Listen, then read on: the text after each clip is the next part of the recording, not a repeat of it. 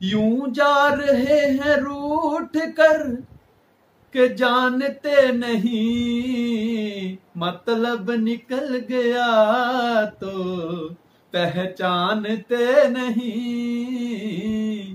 दोस्तों ऐसा ही होता है आम लाइफ में।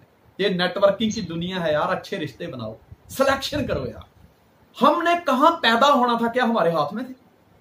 नहीं सर। हम कहां पैदा हुए ये हमारे हाथ में नहीं था। फिर हम कौन से स्कूल में पढ़ेंगे इसकी सिलेक्शन भी हमारे हाथ में नहीं थी। हमारे कपड़े कैसे होंगे इसकी सिलेक्शन हमारे हाथ में नहीं थी।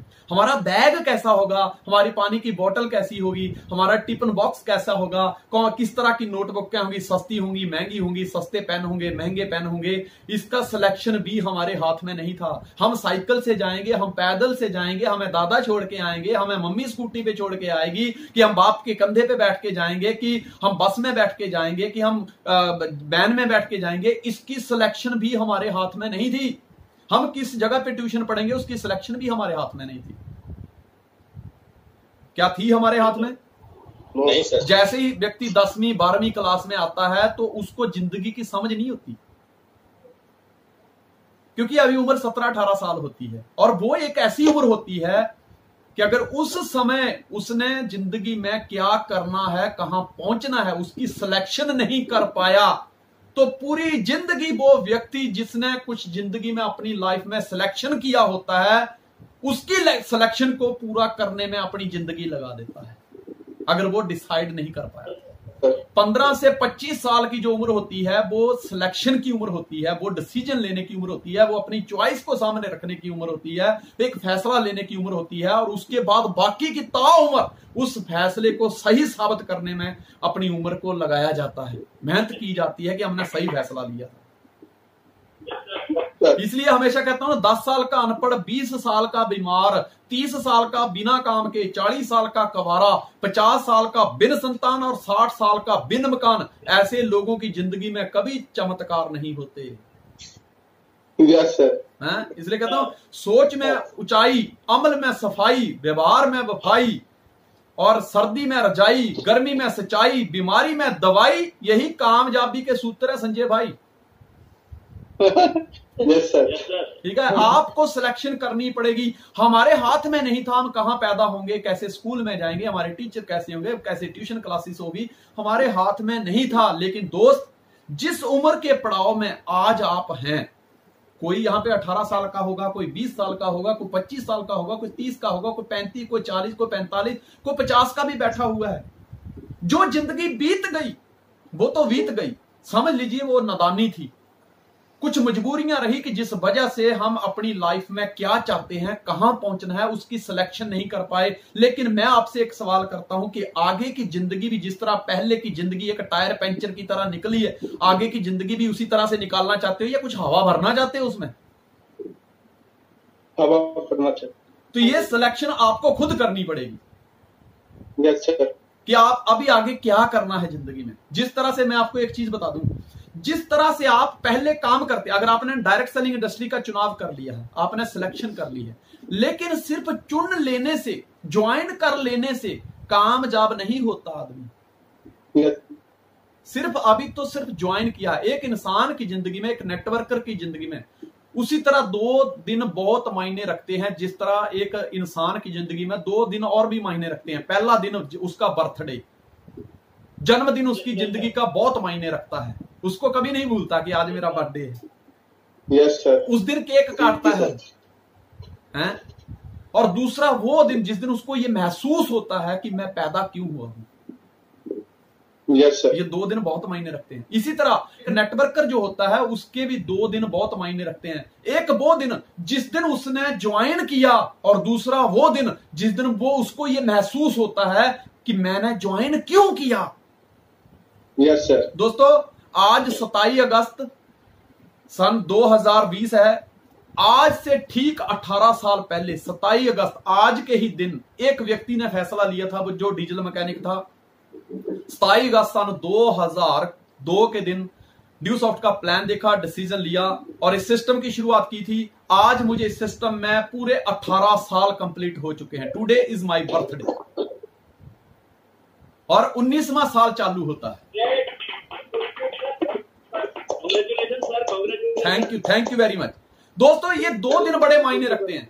मैं आपको बताऊं कि मैंने जब स्टार्ट किया तो मुझे 1.5 साल तक तो समझ ही नहीं लगी मैं इस सिस्टम में ज्वाइन क्यों हुआ हूं। प्लान करता था, सामने से नो मिलती थी, मुझे लगता है टेंशन क्या है, वर्कशॉप तो है ही। अक्सर लोग कामयाब इसलिए नहीं होते, कहते अगर पहुंच गए मंजिल पे तो ठीक है, या तो बाबू रेल में, नहीं तो जेल में तो है ही। जब इंसान के पास जब तक ये ऑप्शन रहती है, इंसान कभी भी मंजिल पे नहीं पहुंचता, वो तरक्की नहीं कर सकता। आपको एक राह चुननी होगी, बेशक वो आज कांटों भरी है, लेकिन दोस्त आने वाले टाइम में वो राह आपको, आपके परिवार को एक खुशहाल जिंदगी दे सकती है। मैं आपको एक दिन की बात बताता हूं कि एक दिन मैं और मेरे छोटे भाई टीएस धीमान बड़ौदा से निकले एक ट्रेन में। सूरत में हमने हजीरा जाना था प्लान करने। हम दोनों निकले, सूरत के पास जैसे ही पहुंचे तो ये सत्य है या असत्य है मुझे पता नहीं, लेकिन मुझे इतना जरूर है कि ये सत्य हो सकता है। ये कहते हैं लोग कि सूरत में डेली रेलवे स्टेशन के ऊपर कम से कम 1 लाख लोग ट्रेन में चढ़ते और उतरते हैं। डायमंड नगरी है, वहां पे हजारों लाखों लोग आते हैं और लाखों लोग जाते हैं, और ये सच्चाई मैंने देखा है, बहुत रश रहता है वहां। ट्रेन का तो अपना टाइम है ना, वो तो आपकी स्पीड के ऊपर निर्भर करता है कि आप कितनी जल्दी ट्रेन में चढ़ते हैं या ट्रेन से उतरते हैं। अब जैसे ही रेलवे स्टेशन के पास पहुंचे तो वहां के लोकल लोगों ने शोर मचाने शुरू किया, उतरो उतरो भाई साहब, उतरो जल्दी, उतरो जल्दी जल्दी जल्दी, ये करो वो करो, उतरो उतरो जल्दी। अब हुआ क्या कि मैं और टीएस धीमान छोटे ब्रदर हम दरवाजे की तरफ आगे बढ़े, पीछे वाले लोगों ने धक्का दिया तो सबसे पहले आगे थे टीएस धीमान। उनके हाथ में वो हैंडल रह गया और पीछे से धक्का लगा, उनके पैर स्लिप हुए, उनको मतलब धक्का ही दे दी गया, ऐसा समझो जल्दबाजी जल्दीबाजी, उतरो उतरो उतरो करके। और वो गाड़ी के साथ घिसटते हुए कम से कम 200 मीटर की दूरी तक गए। और मेरे को ऐसा लगा, मेरा दिल उस टाइम ऐसा मतलब टूट गया, मेरे को ऐसे लगा यार मेरा भाई गया यार।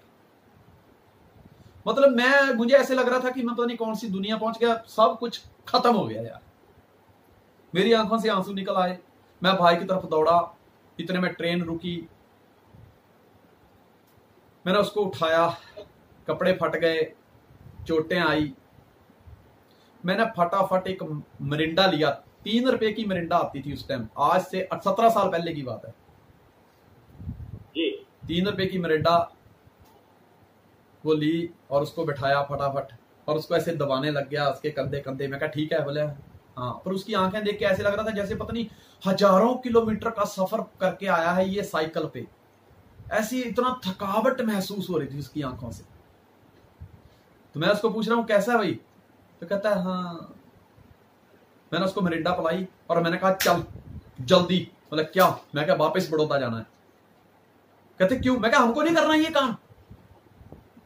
उसने धीरे धीरे घूंट घूंट करके मिरिंडा पी और सोचा, मैं कुछ भी बोल रहा हूं तो मेरे को प्रतिक्रिया नहीं दे रहा सामने से। कहता हाँ हाँ ठीक है ठीक है।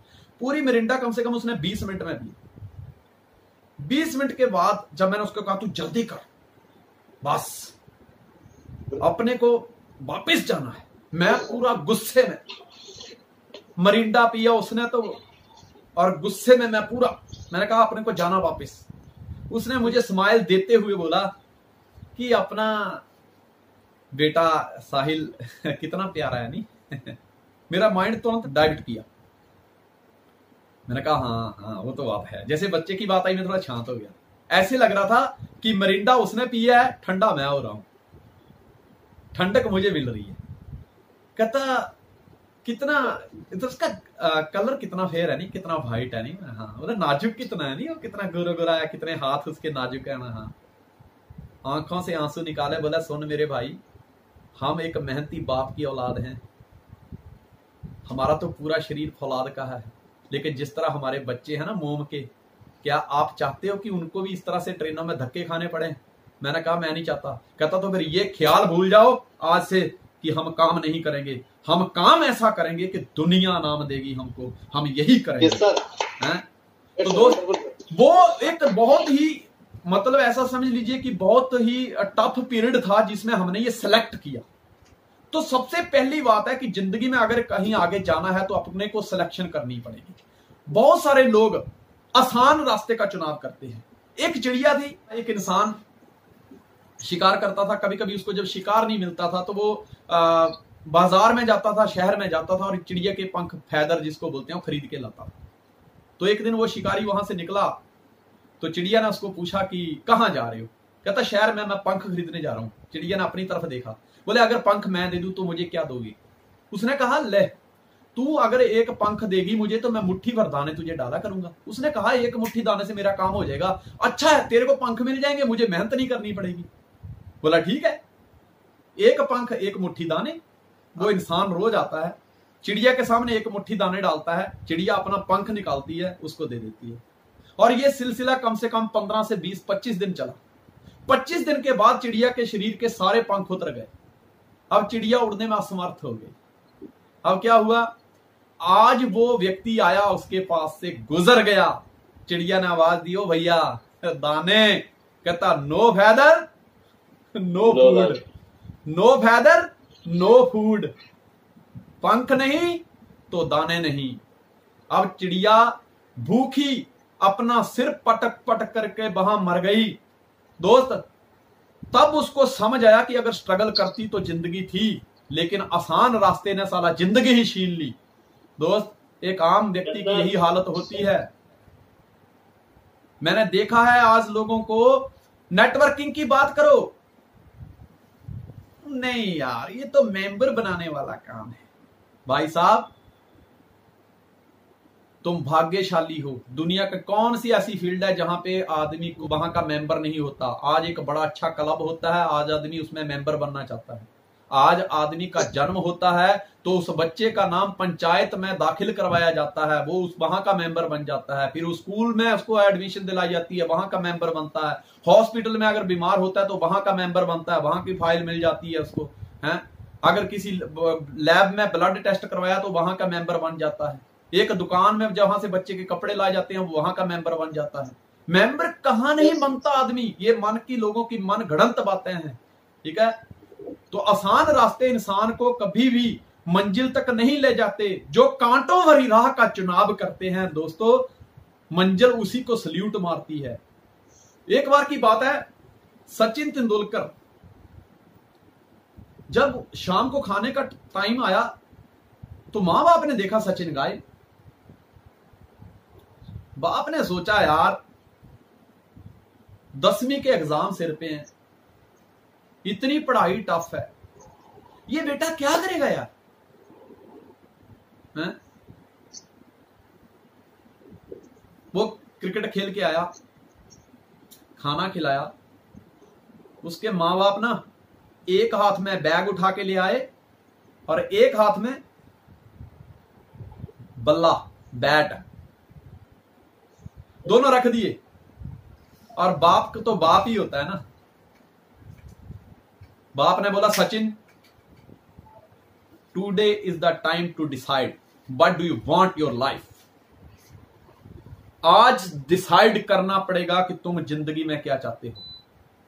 तेरे सामने 2 ऑप्शन है, बैग स्कूल वाला और बैट, किसी एक को उठा ले। और याद रखना, जिसको तू उठाएगा जिंदगी उसी से के साथ बितानी पड़ेगी।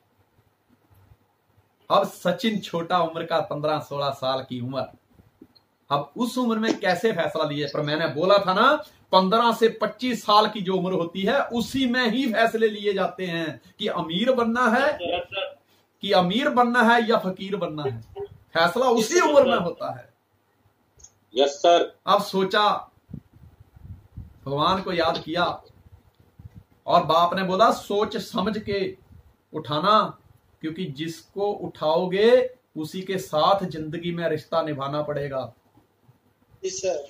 सचिन ने बैट उठा लिया। मां बाप ने सोचा था शायद डर के मारे बैग उठा लेगा, बैग नहीं उठाया। सचिन ने बैग नहीं उठाया, बैट की सिलेक्शन की, और वही सचिन जिसने दिन रात एक कर दी। बाप ने बोला था जो उठाएगा उसी के साथ पूरी जिंदगी रिश्ता निभाना पड़ेगा। और उसी सचिन ने जब दिल से सिलेक्शन करी थी क्रिकेट की, वो क्रिकेट का बादशाह बना। Yes sir. और उसके साथ ईमानदारी के साथ रिश्ता निभाया। दोस्त, वैसा ही आपको सिलेक्शन करना पड़ेगा। बहानों की तलाश करनी है, बहाने सेलेक्ट करने हैं, या जिंदगी में कांटों भरी राह चुन के शिखर तक पहुंचना है, सिलेक्शन आपको करनी है।